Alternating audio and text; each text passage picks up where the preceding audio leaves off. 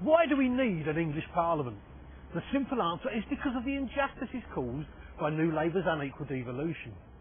So many issues are now devolved in Scotland and Wales that we can't talk sensibly anymore about British education, transport or health policy.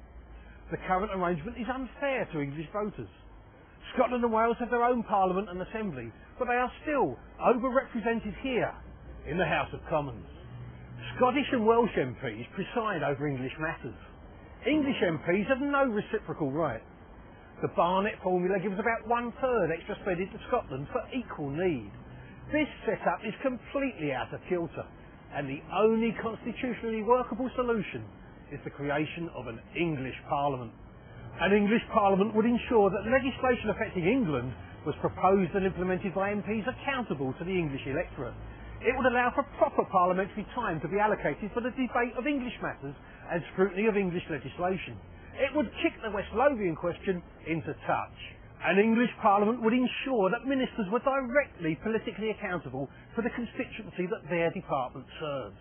It's wrong that Scottish constituency MPs are given English portfolios, like Douglas Alexander at English Transport, currently trying to impose an England-only road pricing scheme. This was wrongly reported on the BBC as if it were a UK-wide issue. An English Parliament would create a more inclusive civic sense of English identity and national purpose. An English Parliament would give England political leadership. Scotland has a First Minister, England does not. Why then should Gordon Brown become in effect First Minister of England?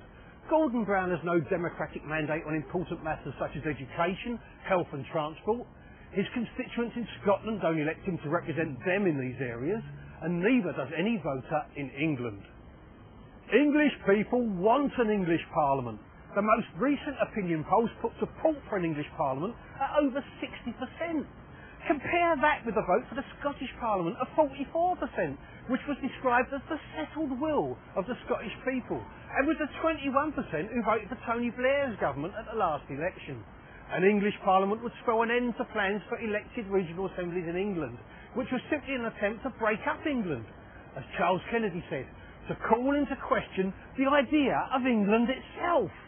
An English Parliament is the only long-term hope of preserving the United Kingdom. Let's have a fair constitutional settlement for England, as well as the other nations of the UK.